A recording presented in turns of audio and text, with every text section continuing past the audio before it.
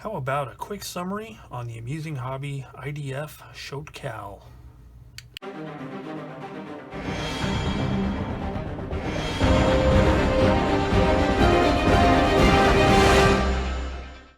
everyone, and welcome back to Plastic Models by a Regular Dude and the amusing hobby 1/35th scale IDF Shot Kal. In this video, I'm going to do a quick summary on steps 1 through 5. If you would like to see the actual step-by-step of steps 1 through 5, click on that little link up in the top there. And if I fail to put that, there'll be one at the end of the video as well. Okay, so let's take a look here. So in step 1, I put the suspension components together, and in doing so I was wondering what the reason was to have these springs and have the suspension quote-unquote workable.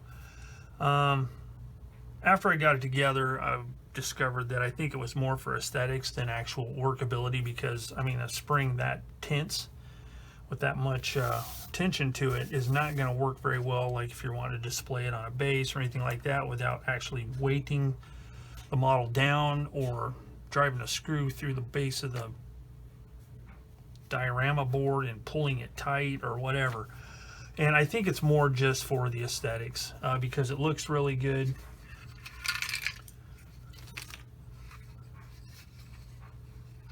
When you can see it, which is pretty much never. So yeah, it looks, well, you can kind of see it underneath there, but yeah, I'm not really sure why they did it. It's cool though, and it worked good. And you know, as you can see, these parts here are workable. However, these aren't, because as you can see in the instructions here, there are these levers sticking out from this pin and this rod right here connecting the trailing arm, or whatever you want to call it, linkage to this here. So that pretty much eliminates any movement, because they're glued in place and none of these parts are intended to move. So I don't know, seems like a weird design thing to me, but it worked and it looks good. And if you want to, you can mash these around. It'll look cool doing it. So I got all that done. There was no problems. Everything worked out well. One thing to note on these wheels is I did notice that there are some sink marks. Kind of weird place for a sink mark. It's like a hole on that one there, and I think that was the only one.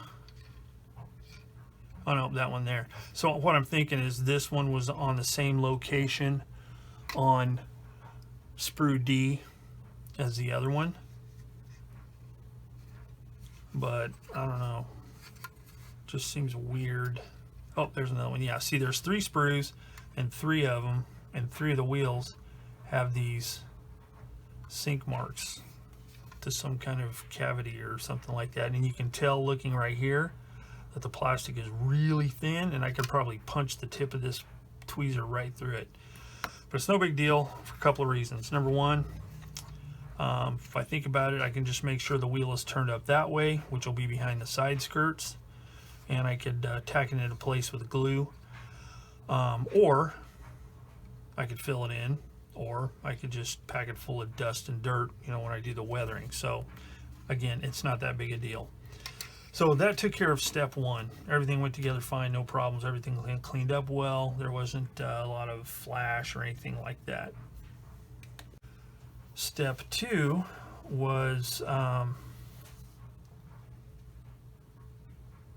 actually, it shows putting the wheels on step 1 only on suspension unit A, which are these middle ones, and then you put the wheels on afterwards for the other 2, the suspension units B, but I just did them all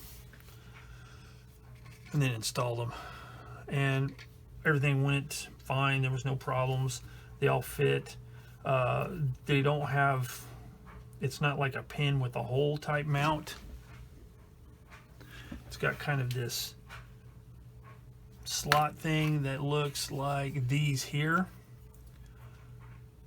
It's kind of, you know, non-existent here, and then goes up and stops right there. So it's just a matter of putting some cement in there and making sure the suspension unit was pushed all the way up, which was again not a big thing. So that was fine. Then there were these protrusions with axles for the return rollers. Again, those glued, no problem. There was a few of them that I did have to trim the pins on the back a little bit so it fit flush up against the hole here, because the pin was just slightly long enough that it was bottoming out here and not allowing the flange on the outside here to completely touch. It was real easy. A couple of quick passes with the sanding stick, no problem. So then it was on to these mounting points here, these supports for the side skirts.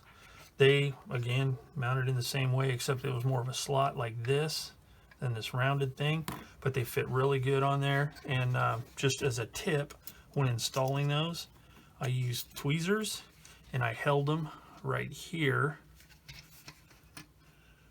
put it in place, you know, after I put a little dab of cement in there to hold it in place, slid it up into position, and then added some more cement to make sure it anchored in well. This one here, I just held it at the bottom, fed it through like this, and then dropped it down, pushed it up. Same with that one. So no problems.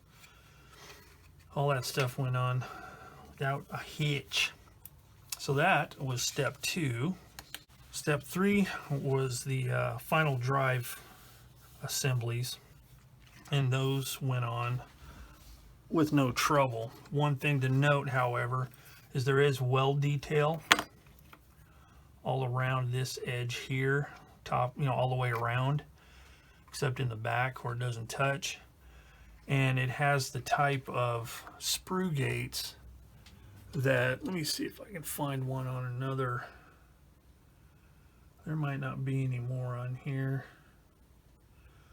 but it's the kind of sprue gate that attaches, instead of the sprue gate attaching here like this and you cut it off and sand it, it's over the top because that detail is so thin, and you cut it this way. Well, I did that and I cut it too close, and I did cut some of the detail of the weld out on that one, but I did not do it on this one. So my suggestion would be to cut it perpendicular to the surface of the part, and then once you do that and you have a nice clean edge along here like this one, then cut it off the back. So that way, if you want to maintain that detail, but keep in mind that all of this, except for from about the axles down, is going to be behind armor skirt. So it's kind of a moot point really, but still it's something to watch out for. So all of that went together fine without any problems. The sprue gates on the sprockets are on the end of the tooth, which is nice. Some manufacturers, some crazy reason, put them down in here, and they're hard to clean up, especially if the drive sprocket teeth are closer together. So it's just a matter of making sure you cut it the right length and then just round out those edges a little bit, but it's really easy. And then the front plate went together without no problems. In the step-by-step, I do show though, whenever I first fit it to dry, you know, when I first dry fit it to make sure it was fitting correctly, this side was sticking out a little bit. What it was on the inside edge here of the hull, there was a bit of flash that I just had to cut out to the angle of that front plate there. Once I did that, it fit together no problem.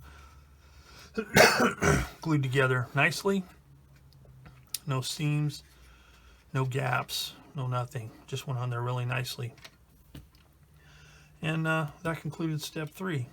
Step 4 was really easy. It was just these 2 idler attachment points here, idler mounts, whatever you want to call them, and went together with no problems. Not really anything to talk about. These 2 little plates here with the bolt detail fit exactly. A little bit of, to me, extra thin. Drop it in place, some more extra thin, and viola. There you go. Mounted, no problems. Finally, we have step 5, which was the idlers, the idler axle and connector to fit onto the idler adjustment mechanism.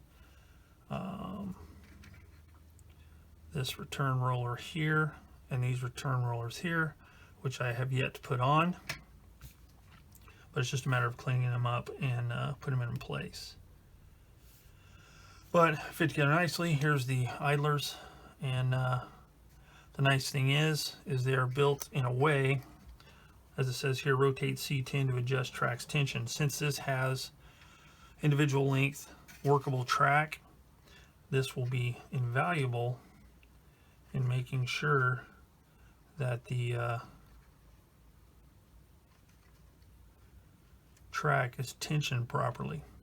So once you get the tracks put together, test fit them, pull this, make sure the track is tight, then you can cement this into place and it will keep the track tensioned properly, since it is a live type track with no sag. Or is it? I don't know. I'll have to look once I do the tracks. But anyway, that concluded step 5.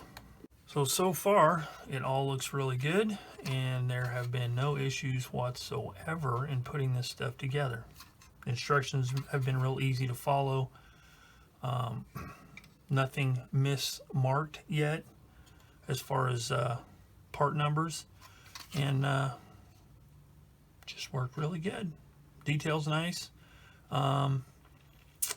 And my plan is, now that I've finished this part with the exception of the return rollers and this little tensioning roller or whatever it is to paint the lower hull and suspension, the side parts. So whenever I build the rest of it and I put the side skirts, this is already done. So what I'll be doing is doing primer, base coat of paint, and then I'll probably do some weathering on the inside. Not that you're going to see much, but I am going to do some weathering, and that way this lower part will be complete. I've done that on the past on other kits that have side skirts on them. For example, the Bradley I finished recently, and it seems to work. So yeah, that's the plan. That way I can do the whole lower part first and then work on the rest of it. So I think that just about concludes part 1 summary for the IDF Shot Kal. So next time when I come back, I will pick up with the tracks and we'll go on from there.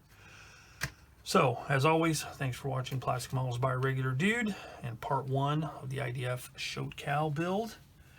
And until next time, I will see you all later.